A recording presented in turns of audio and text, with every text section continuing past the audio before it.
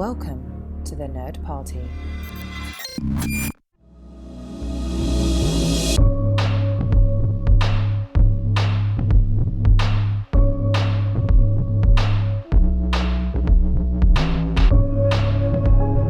Welcome to the House of Miyazaki, the latest entry in the Houselights series here on the Nerd Party Network. This week we are starting a series on the dedicated and directed works of Hayao Miyazaki in the 1980s with the 1984 Nausicaä of the Valley of the Winds. I'm Darren Moser, and I'm joined again by my friends Master Swordsman Lord Riddell and top glider pilot John Mills of the Toxic Jungle. So, gentlemen, we are entering into the realm of Japanese animation with, again, Nausicaä of the Valley of the Wind. And this is not only, I think, your guys' first viewing of this film, but kind of a introductory foray into Japanese animation, which I'm really curious to see your insights on that. Well, anime, no. I was a hardcore anime fan back in the 80s. Robotech is where I cut my teeth. Oh, there we go. Okay. That was a show where I learned how to operate my VCR back then. Because again, I'm older than you guys, and that was a trick to program those things. Because like it actually had turning dials and stuff like that, and I figured out how to record Robotech. I was the only kid in school who watched it. I was like, you don't get it, man. So presage of my future. Oh, Robotech is great. Yeah, and that's interesting because I'm a little bit younger than you, but the nerds in my school growing up, like in middle school, like a lot of them liked Robotech. I think it's just you were ahead of the curve. Yeah, I was a hipster nerd. I was the one that was able to go around. Yeah. I loved it before it was cool, but I've always wanted to get into Miyazaki. I've heard a lot of great things, and I'm really looking forward to this journey because I know that even Roger Ebert, I mean, he took every opportunity he could to praise stuff like Princess Mononoke and Howl's Moving Castle and all of those sorts of things. So I don't know why this gap exists for me, but I'm thrilled to. We have an excuse to fill that gap in.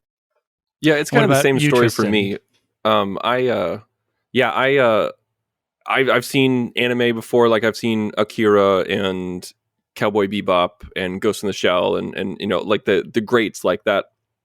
But like John, I never had ventured into Miyazaki. I have tons of friends who really like it, and they kept trying to say, they're like, no, you need to try it, like you need to watch it, because like even people who don't like anime like this one, like Miyazaki and things like that. Like I can't tell you how many times people have said that to me, but it just, for some reason, it was kind of like Lost back in the day, where everyone was telling you that you needed to watch Lost, and you just didn't watch Lost because almost overhyped because of it. Yeah, that's kind of how Miyazaki was for me. And I have two very close friends who have made it basically a part of their identity. So when I told them that I was going to be doing this for a podcast, they got super excited and said, like, make sure you do this, make sure you do that. And I'm like, shut up. I'm going to do this. I'm doing the 80s. We have a format. We're going to stick to it. Never go off the rails. So again, this movie came out in 1984. And so 37 years ago, just, a drop in the bucket. When did you see it? When were you first exposed to Miyazaki? So this one I had seen earlier. A lot of it has really been for me in the last decade, as I've been watching it with my kids. So we love like My Neighbor Totoro and Howl's Moving Castle, Kiki's Delivery Service. I love those and watch them on repeat ad nauseum. So, but for this one, I probably about maybe 15 years ago, first watching it just to kind of see where he started. Because while this did come out in 84, which was just before the founding of Studio Ghibli, it's kind of considered grandfathered in as kind of like the beginning of that era of his directing career. Because we're starting in 1984 for the 80s, and we're going to hit 4 films because he's cranking them out. So be very quick. But yeah, I'm really interested in diving into this with you guys. Yeah, that was one thing that was very when I looked at that timetable, I was just like, how is this possible from an animation standpoint? Like, it takes Right. 18 months to make a Family Guy episode. Like, how on earth? Or Disney's they doing this? turnaround is years and years and years, one at a time, maybe two, as they're trying to crank it out. Well, what I think is really interesting, just because you mentioned Disney there, one of the things I was struck by here with this being my first viewing was the vibe that I got from it was very similar to Don Bluth in the 80s. And, other works. I actually, I actually found some aspects of it, and this is going to seem really kind of odd, but it was very similar to like Ralph Bakshi sort of stylings. I'm not sure. Who that is. He did the original animated version of The Lord of the Rings. Okay, yeah. And he where also they did used rotoscoping Cool and all of World that. Fritz I see the that Cat now. and stuff like that. Not that Bakshi is anything like this or on this sort of consistency level, but it has a very similar sort of line work to it and sort of a similar approach to color. Color and, in anime, they kind of go between the line of a realistic human and like a very caricatured human, and they kind of mix them all together. So you might have some characters that are overtly short and squat and don't really fit in, and then others that are almost rotoscoped in their proportions. So but I could see that connection in that art style. Well, one of the things I wanted to start with is what was your overall takeaway with the theme of the story? Because it's very heavily themed. I mean, it's obviously making commentary on these bigger aspects besides just plants and animals and being out in the toxic forest. But how did that come across? Like, what was your takeaway, John, on that on this first watch? Well, I mean, the environmental stuff is definitely there, and Nausicaä, has that communal, connection with nature and everything. But what I found to be what makes sense to me, I guess, in this aspect is that in terms of environmental messaging, Japanese film, all the way to Godzilla, and I stay with me here, very much bears the psychic scars of having had atomic bombs dropped on them. Yes. And so there's very much that sort of echo here in Nausicaä as well, because it's the idea of the land itself is toxic. How are we going to survive? But then also having faith that nature can find a way to restore itself so long as we can get out of its way. And also, the monster that they're trying to bring back to life, right, the giant warrior, is very reminiscent of the idea of atomic weaponry, of why on earth would you bring this back? Let it go away. Never use it again. It doesn't matter what happens after this. Don't ever use it again. And I think those threads are very prevalent, very culturally relevant to this work. No, I hadn't thought of it in that context of Japan, but obviously it makes total sense on their unique view of that subject matter. I always find that really fascinating when you look at the Japanese perspective versus the American perspective when it comes to the atom and the atomic bomb and everything like that. Like you, John, you mentioned Godzilla, and that's a perfect example of how like that terrorizes a city, destroys cities. And when you look at like nuclear radiation, atomic radiation in America, it gives you superpowers, and right. you protect America, truth, justice, in the American way. There's like it's. But then when we look at Japan, it's about destruction. And I always find that fascinating from a culture perspective. And I think that's one thing that's really intriguing about anime, is because it's not just a cartoon. It's not just like putting on Saturday morning cartoons. It's from a different cultural perspective. And so you kind of have to broaden your own scope and your own understanding of things. And one thing that I found really, like, I love, give me a movie that has an environmental message any day of the week. And especially this movie is there for you kids. Then. Yeah. Because like I was a big fan growing up of Fern Gully. And so were my parents. And like, even though like you look back on it now, you're just like, oh my God, I can't believe we showed this to kids. Yeah, it doesn't hold up as you would think. But the message is solid and it's overt, and it's way more overt than this one. This one has subtlety and has a really good message. And one thing that I found fascinating that differed from the anime as opposed to the manga which was written by Miyazaki, was that the air wasn't actually toxic. It was clean air that the humans couldn't process because they evolved to actually breathe what used to be toxic air. And I found that fascinating. From like, obviously they didn't have the time to work that into the movie, but I thought that was pretty interesting that this human race was breathing toxic air for so long that once it went away, they couldn't survive. But regardless, from that theme, I really liked the how a female protagonist that was a kid that was bubbly and bouncy, but yet a crackerjack pilot and fearless and wanted to take care of people, and everybody loved her and respected her, no matter what age they were. Yeah, they would all die for her from the get-go. Yes. The devotion, I really enjoyed that. The devotion angle, like these old men were just like, no, princess, no, put your mask back on. Come on, we'll do whatever you say. Just put your mask back on. Well, I find it interesting, and I'm not. Please, I can feel the collective eye roll that I'm about to get. But here we go. Let me stretch. Yeah. Okay. There you go. There you go. Okay.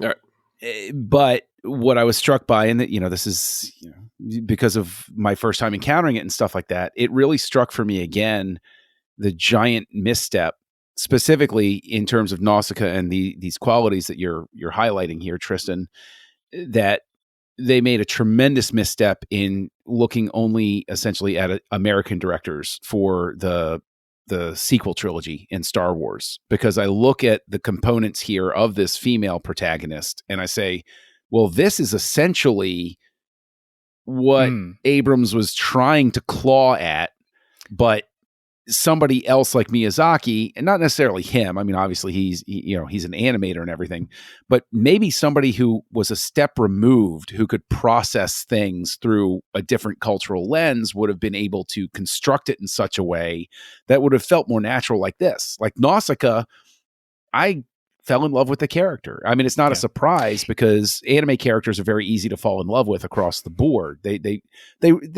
draw them very distinctly, and I'm not talking about drawing. I'm talking about they construct the characters in a very, very accessible way. And so that was one of the things. That was one of the thoughts that I had, because of course Star Wars is on my brain all the time. So no, I don't think that's a good point. All. No, that I've read articles about or people who have mentioned that there are similarities to the sequel trilogy. I mean, it's not the hero's journey. It's not that particular story. But that's nice. It's refreshing that is not trying to tell that. I'm interested in this character that has this devotion. Is not infallible, but makes good choices, is fiercely devoted to her people, and they're devoted to her. But yeah, no, I would throw some Star Wars that away and see what comes out. I think that would be really interesting. And we just recently got Star Wars Visions, which is exactly that. Yeah. Yeah. Yeah, and maybe that's why it came to mind too. I don't know. Well, what did you guys think of the English voice cast? Did you recognize any famous people popping along? That was half the fun. Maybe of some watching the American dub. Because like right off the bat, like I hear like a huh. I'm like, oh my God, that's Patrick Stewart. Yep. That's right. So we had Patrick Stewart as Lord Yupa, the sword master, with the biggest Who's mustache known badass. to I man. really like that character. Oh, he's just taking a sword to the forearm, like just so like in nonchalantly. between the bones. Like, yeah. Yep. Yeah.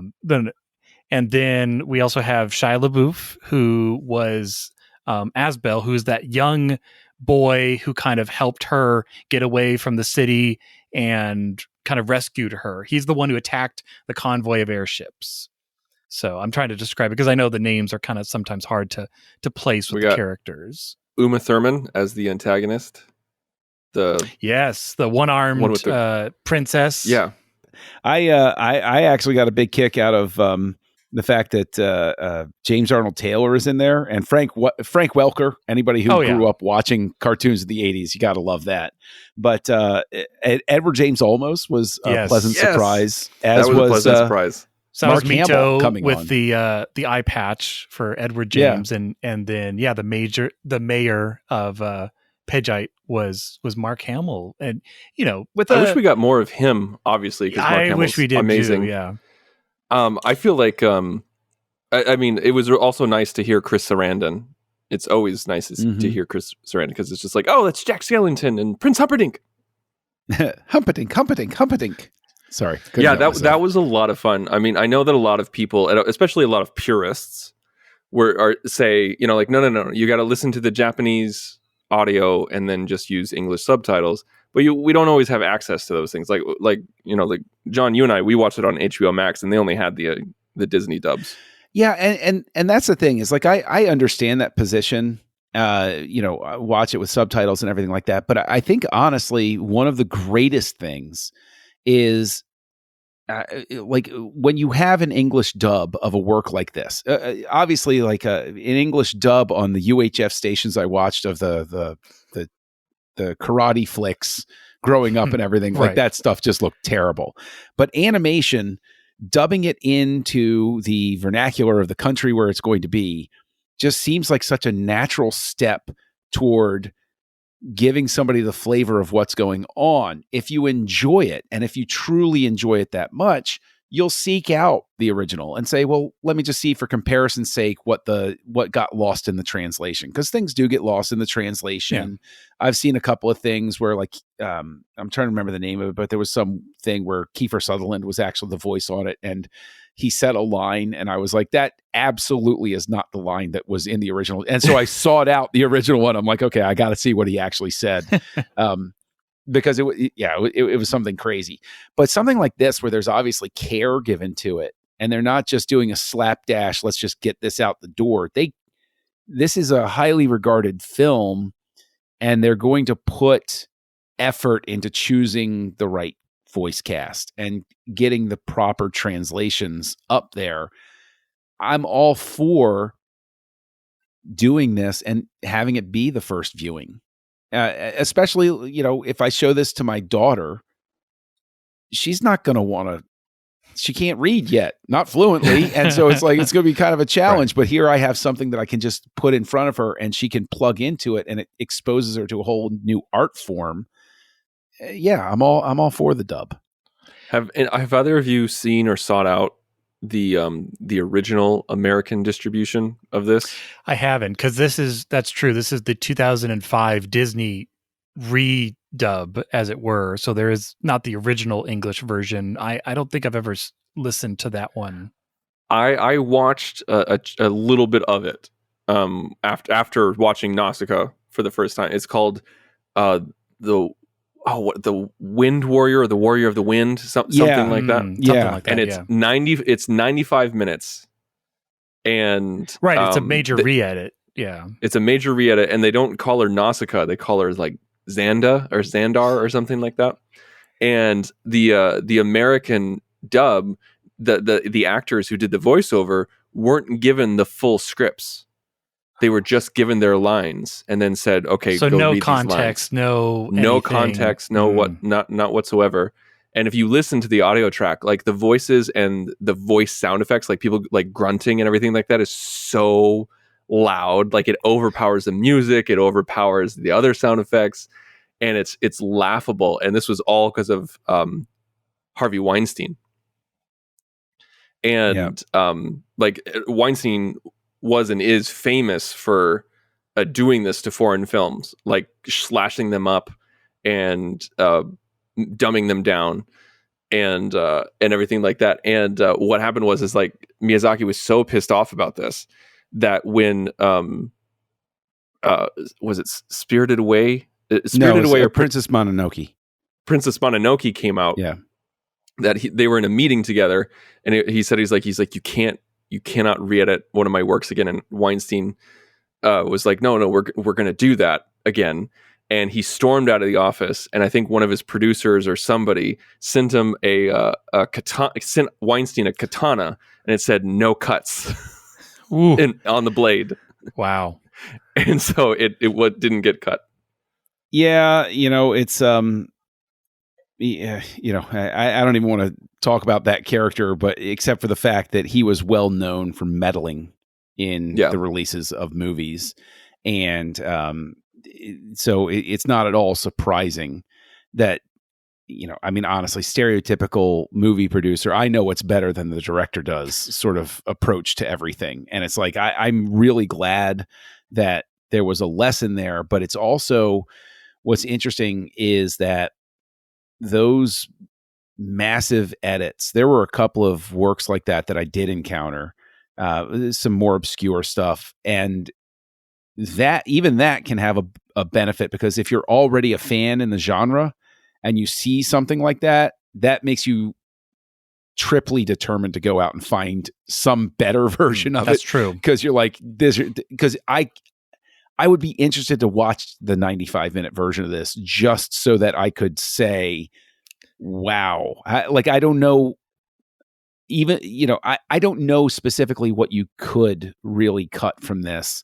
And I can also say that the story is very reminiscent of when Katzenberg and Eisner came into Disney and deposed Roy Disney. Black Cauldron was already in production, and Katzenberg started requesting edits to the Black Cauldron, to which Bluth was like, "That's not how animation works, Jeff.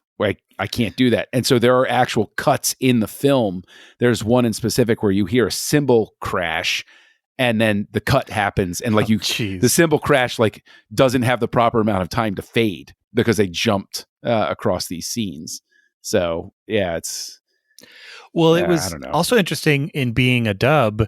I mean, I think 50% of these characters have giant beards and mustaches, so you can't see their face anyway. So what was that about? I mean, it's an artistic style, but I guess it's like, if you don't really want to draw mouths moving, just give them all giant beards and just jiggle them around a little bit. I mean, it worked, but it does kind of become noticeable that so many characters have these giant bushy beards, or we're wearing masks. Everybody. So, I mean, I'm not saying it's a cheat. I'm just saying it kind of feels like maybe there's a little more of a decision made in these characters to just ease the animation process. Well, I look forward to seeing the other works, because maybe this is something that we see, because the question was, how on earth do you turn out 4 films from 1984 to 1989? And it's like, well, if you're not animating mouths, maybe that's the way you cut the time. It's just that much easier. Everybody's just a glowing ball of energy, and they don't have to, emote or react or anything. Exactly. So you were kind of mentioning, and we've been discussing about, this 95-minute version versus the Disney 2005 version. And you were kind of saying, John, it was kind of hard to see what to take out. Tristan, I know when we've been talking about films in the past, usually the beginning is kind of a good chopping block for getting quicker into the action or something along that. But was there anything that stood out in this, a subplot or something along that line, where you were like, I didn't really need to have as much of that in this film? Or do you feel everything kind of fit together as the puzzle it should have been? Actually, I think that was probably my main criticism of this movie. I thought it was way too long. I don't want to say that I agree with that monster that we talked about earlier. It's just shy of 2 hours, so it is very long. Yeah, like I think for this story, there's just, I feel like I like the story, I really do, but I feel like it was poorly executed in its story, because there's so many times when I was checking my watch, I was like, oh my god, let's move this along. Are we still in this scene? Good lord, let's keep it going here. Come on. I think there was a lot that we could cut. I really do. I think that this could have been shorter. This could have been tighter. I think you could have made this. I feel like you could have had this equal action and equal, discovery without. I feel like you could cut to the action more without sacrificing too much of the story and the message, because there were so many times when we were just following Nausicaä around and she was literally laying down, just looking at crap. And I'm like, okay, all right, we established this, let's move it forward, like that kind of thing. I feel like you could keep the structure, keep the scenes, but just, good Lord, cut to the chase, like establish and move on. And I feel like this movie really suffered from that. I don't think that it's all that bad. I know that earlier I said I don't know what you would cut, and by that I mean story structure wise. I do think there are times where you could tighten it up. I do agree with that, but this is one of the traps, I think, maybe for the director, maybe for me as a viewer, is that especially with animation that I'm enjoying, I like those longer takes. I like to just sort of stare at it for a little while, like a painting sort of thing. And I'm not saying that you don't. And I'm not saying that that there aren't things, again, that could have been trimmed a little bit. Maybe the take could have been 5 seconds instead of 10 seconds sort of thing. And so you probably could have trimmed here and there, just a bunch of tiny little cuts here and there. But when it lingered, I just enjoy the animation so much that I was very, very forgiving of it, because I could have turned off the music. I could have turned off the sound and just watched this go as a reel. And so I could completely understand why the director or the people working on it sort of like fell in love with their own work. And because there's just so many beautiful moments in this that I think, like when that first airship is crashing, and there's that real sense of dread about, oh my gosh, what's going to happen. That was well done. I love all of the airship stuff. I think is just really, really well done. And I think that if anywhere where the tightening could happen would be when they're in the, beneath the forest sort of thing, that could move a bit quicker. Right. You could bring there were maybe one or two redundant scenes where it's like, okay, I get it. She has a connection. We don't need to go through that again necessarily. But again, I'm just very forgiving of that sort of thing, just because I just enjoyed what I was seeing so much. Yeah, there's definitely places that could be tightened up, but visually, yeah, I mean, it's interesting. It almost makes me kind of think of like the difference between. This is a weird comparison, but it's like the difference between like G1 Transformers and like Michael Bay Transformers, where Michael Bay Transformers have so much detail in them. So I think of like the airships, where it's like they're like every rivet is almost drawn, like it's almost hyper detailed, which is a style, but it's kind of the contrast between, the people of the valley and, the people of the air. Like, the valley people don't have airships. They have a glider, maybe two. They're not an industrial nation. And, the other group has like tanks and armor and, but you see that in the kind of the hyper detail and the extra layers that come across them. But yeah, there were definitely, just those kind of picturesque moments. It's definitely towards the end as well, where you have, all of the going across the desert and just a sea of them everywhere and just being represented by red lights, or where she's being kind of resurrected at the end in her field of gold. And yeah, the theme kicks back in again, the lullaby, but you kind of want to drift on those moments for a little longer, because that's kind of the climax, as it were. But I definitely had that theme stuck in my head for a while afterwards. Oh my gosh. Yeah, like as soon as the movie was over, it's like la la la la la la la la la la la la la la la la la. But as a question, and this is something that that I'm sort of used to, watching anime and everything. What did you think of the hits? Right, there were certain moments where there were little accent pieces of music, and they come in gradual, and then they just abruptly end at the end of a conversation. sort of thing. Did you think that the score flowed appropriately through the whole thing, or do you think that there could have been more of a balance between the audio cues and what was going on screen? Yeah, no, I wanted to talk about this because this was composed by Joe Hisashi, who did almost all of Miyazaki's work. So you're going to hear a lot of this guy. I think he did all but one of his pieces. And yeah, it's, besides the lullaby theme, that comes up, we get it in the flashback. Anytime she's really communing with nature, we kind of get that theme. I'm not sure if it has a name, but you could almost give it as Nausicaa's theme. But yeah, I wish they had kind of themed it a little more for the different nations, because that's always the hard part for me with not just anime, but anything where there's kind of proper names that are culturally different. So it took me a while to keep it clear, like, okay, well, this is, Pagite, and this is, the Tomikans.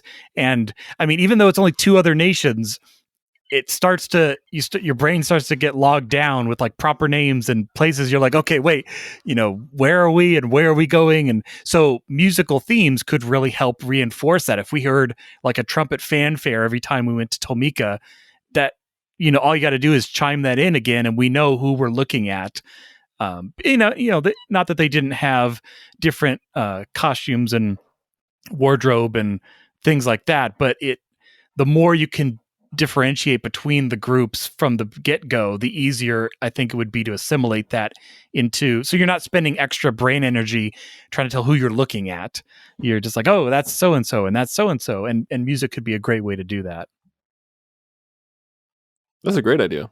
Yeah, I think that's a very common problem in sci-fi and fantasy and post-apocalyptic stuff, is that like all these proper nouns, you're just like, I need a glossary in order to watch this movie.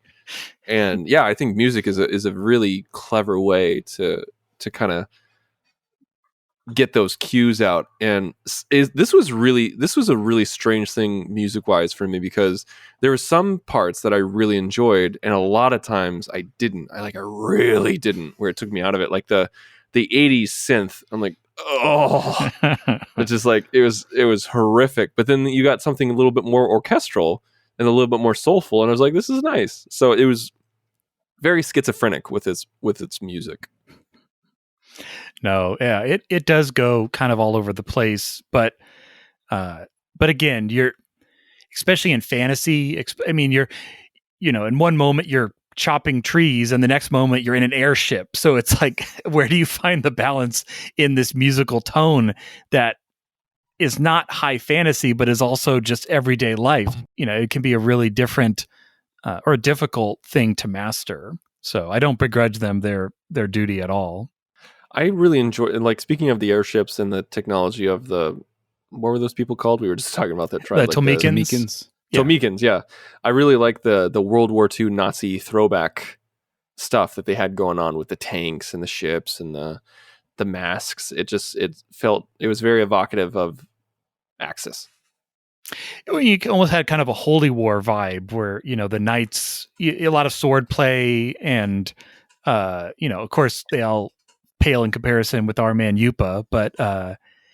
I mean, if somebody killed him, they'd be famous. Yeah, and they all die. So it's like, is it worth it? I don't think so.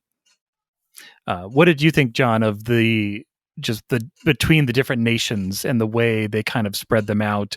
Were you able to track it, or was it one, subpopulation too many? No, I agree with the note that there, if the music had been a little bit more distinct between the groups, it would have been helpful. I think that there was some color differentiation, but I think it should have been amped up a little bit more when you brought in the Pagites. Like the coloration could have been a bit more separated, especially when you got to that group in specific. But I did find it very interesting that you had all of these different groups, and their goals were all fairly clear, which for a story like this is, I suppose I've been used and abused by the American film system for the last 20 years to the point where it's like, hey, look, clear motivation. That's awesome. And it's the same motivation. All right, cool. I could dig that. And I thought that the nature of the cultures when they were put next to each other was distinct enough, but if you got any distance with them, it was like, wait, okay, why are they different again? That sort of thing. So it's one of those things where the contrasts really had to be close together to draw them out for how that was going to play. Well, and there was kind of that overlap in the beginning of the story where it's like, oh, it's a Tolmecan airship, but it captured the princess of, Pagite. So you're throwing two cities at the same time, but you got to be clear. And then the other princess shows up. So she's got to be the princess from this. There's a lot of princesses. We see 3 princesses in this movie. There's, they almost, one dies. So we don't see her as much, but I think keeping it at 3, any more than 3, I think it would have been too much to kind of comprehend what's going on. Or maybe the insects would be the 4th kingdom. I don't know. But just these giant, the Ohm, that's just a visually striking creature. Like you see it and you're going to recognize it any other time you see it, covered with the eyes and, very clearly like eyes blue, it's calm, eyes red, it's enraged. Like it's very clear the motivation of this giant,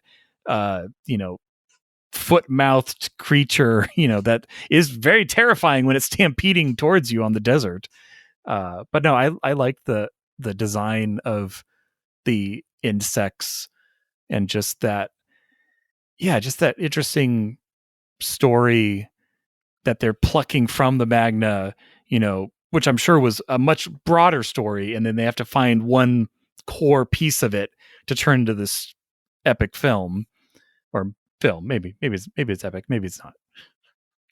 Well, one of the things I liked as well about the way that they approach nature, again, getting back to the Godzilla thing, was you could never beat it.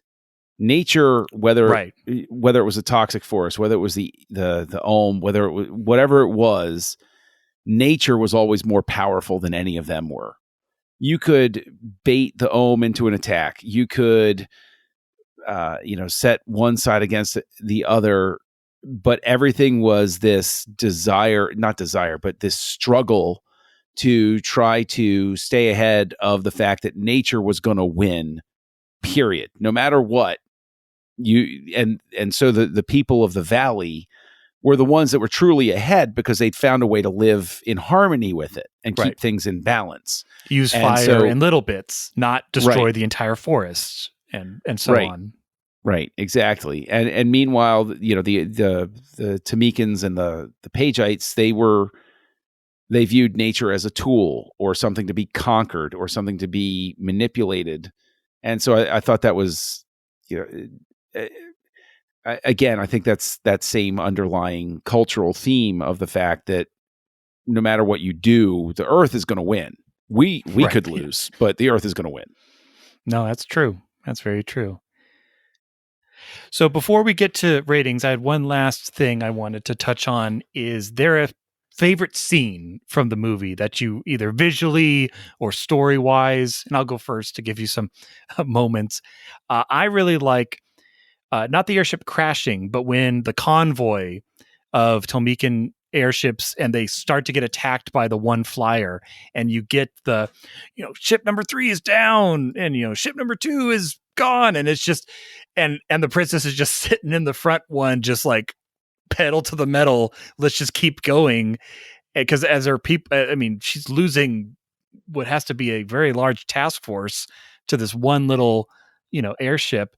But visually, just that story pace, and you get a little more of Nausicaa's character of just why are we fighting? Why are we just killing each other? Like, again, humanity is in a survival mode, and we're just killing each other over these petty squabbles, and we're losing all this equipment and technology and people, which are these valuable resources. So I love that scene. I think it really establishes, again, because that's the first time we're kind of seeing all three nations. You have the Pedjite attacker, the Valley of the Wind, represented by the princess and her, little tugboat friends, and the Tolmekans, in their big, over detailed airships. So that was, I think, one of my favorite scenes of the whole thing.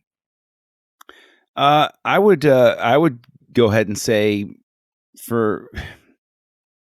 there were some great scenes throughout that I really enjoyed. I did enjoy the air battle a great deal, especially when they were going in and out of the clouds. We can't stay in here. We'll get destroyed. We got to take our chances. They were, I thought that was a really well staged sort of thing, because you're up just in the clouds, but I didn't lose a sense of place. There was still a spatial logic to it that made sense while you were watching it. But my favorite scene would probably be when Yupa comes downstairs and finds her in her little lab, and she goes through kind of forest. Yeah. And she says, it's the soil and the water that's poison. It's not the spores. They're not at fault.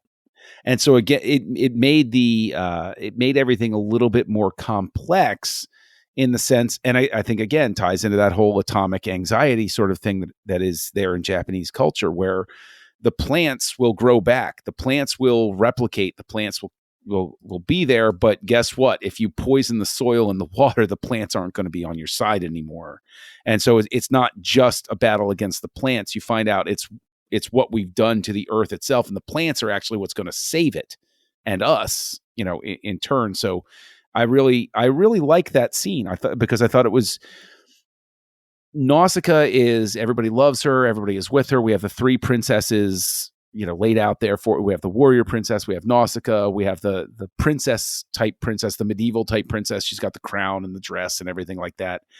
But I think this scene is also very, very cool, in the sense that Nausicaä isn't just elevated because of her position or because she can fly. She's really intelligent, and she's figured out something that nobody else has. And so I really like that scene. Yeah. And they, even mention that in the past, mankind has burned down the forest thinking that'll solve the problem, and it doesn't.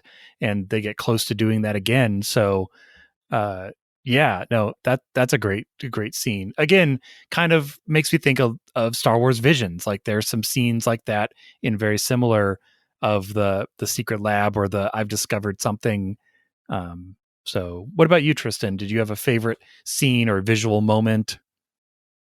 I really enjoyed whenever Nausicaä was on her glider. I thought that was really cool and just really well done. Like, every single time I saw her on a glider, I was like, I want one of those. I really want one of those. That would be sometimes she's cool. Under it, sometimes she's on top of it, sometimes she's standing on it. Yeah, like she holds it above her head and like jumps off a cliff, and then you see her in the distance like do a little flip and get on top of it. And I just thought that was really cool. But probably my favorite scene would be when she discovers her father dead, and she just goes bananas on those guys. Like, she just, you're surprised that someone that small could, damage these huge knights wearing armor and everything like that. But she can, because she's so full of rage. I really enjoyed that scene. I thought that was really well choreographed and blocked. And we get the awesome Lord Yupa, stopping the blade with his forearm while keeping a knife up between the armor of the other guy, because he has the experience and he sees the writing on the wall. It's like, if you keep fighting, they will just kill us all. Like, we have to find another way. But yeah, you did just wipe the floor, princess, with all of these armored people in this room. Like, yeah, they'll think twice.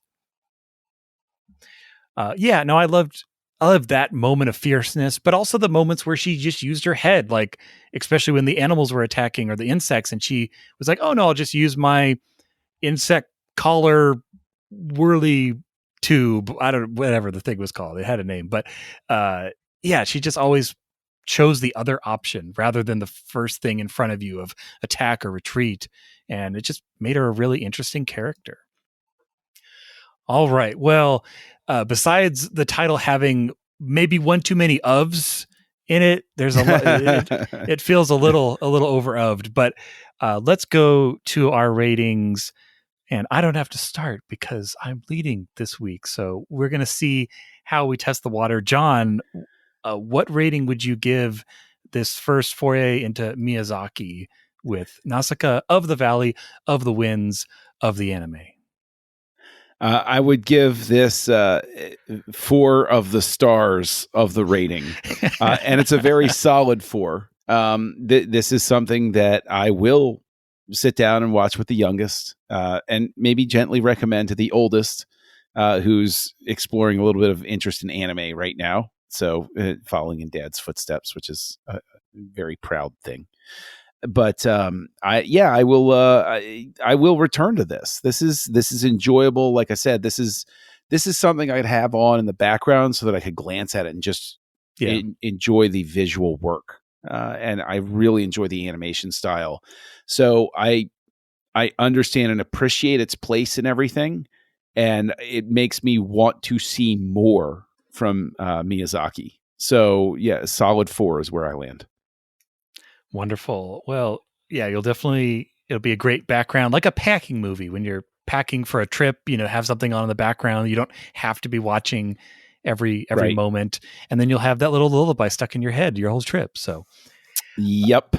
For weeks afterward. What about you, Tristan? And did you say if you watched this with your wife or did you watch this by yourself? I watched this with my wife, which was a Herculean task because when I told her that we were going to be doing Miyazaki next, she's like, "Oh," so I was like, "No, we're just going to do the 80s." And she's like, "Well, how many is that?" 4. Well, what would you give this film full picture? And you can use half points if you want. You're allowed. I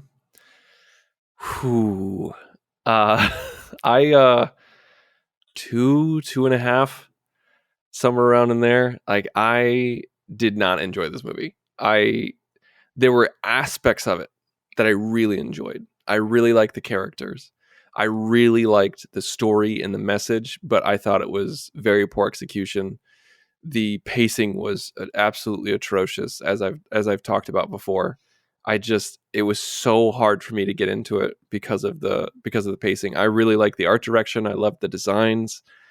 And of course, the animation is fantastic, but I mean, a pretty picture will only get you so far. And I was just, like the plot is introduced with the crash of the airship, but the plot does not get engaged until well after the hour mark. And that's a really hard pill to swallow. And I felt like there was too many fundamental flaws in basic filmmaking for me to really grab hold of this and say like, yeah, this is a good film. Now, I know that I'm in the minority in this. I know that this is a beloved classic. And so obviously this is tapping into something that I can't tap into or haven't been able to tap into. But from my perspective, yeah, I'd probably give it just to be generous because the animation's so good, a 2.5. Well, no. And again, things being a beloved classic, it doesn't mean, I'm glad as a start to introduce to Miyazaki. I think it's a good baseline to kind of show you what you're kind of in store for. Because definitely, I will say the next 3 films some are very similar to this, and some are very different. So you're gonna, I think, have something. I think there'll definitely be something of this 4 that you'll enjoy. Not that you didn't enjoy this one for its aspects, but yes, Philistine. No. Yeah, I too will give this a 4. It's great background. It's rewatchable. Like, I'll probably put this on again next week just to, enjoy, sometime in between all the other movies I'm watching. But it had been a while since I had watched this one, and isn't it always the case that right when you think of watching something, you're going to start podcasting about it, so you have to hold off a bit so then you can watch it freshly for talking about it. That always seems to happen to me, but maybe that's just me. But yeah, it besides having maybe one too many ofs in the title, it's a fun film. I love Nausicaä. I think she's a great character. But yeah, it kind of reminded me of, for people who don't know, like the original cut of Star Wars, where they attack the Death Star twice. There's so much happens. And it kind of feels like that, because there is, the princess is captured and then she's over here and now we're going over here. And it's like, yeah, you probably could have cut out one of those capturings or something like that and tightened it up together. Or like you said, Tristan, maybe do even more introduction of the Valley of the Wind and their people. But then once that inciting incident of the airship crash happens, like full steam towards that finale. Instead, we kind of meander on our path there. All right. Well, again, this has been great, shifting to a new director here on Houselights. But of course, you can listen to this and other great shows here on the Nerd Party Network. Go to thenerdparty.com and check out all of our amazing shows. We have Star Trek shows, Star Wars shows, maker shows. We're talking about film, different aspects. It's just one of the things I really love about listening to the Nerd Party is all of the different variety of things out there. And John, if someone wanted to talk to you about your favorite airship design, where would they find you? Well, gosh, you can find me reconstructing airships left and right, and my own little gunship that at some point will fly once I fold these wings down. Hopefully not during an emergency while the rest of the plane surrounding it is on fire. As Kessel Junkie out there on your social network of choice, KESSELJUNKIE, Twitter, Letterboxd, that's pretty much where I spend my time, sadly. So, I mean, Letterboxd, good. Twitter, whatever. What's wrong with me? And you can find me here on the network, co-hosting a show called Aggressive Negotiations, a Star Wars podcast with Matthew Rushing. And it's a Star Wars podcast of a slightly different sort. So come on over and join us over there.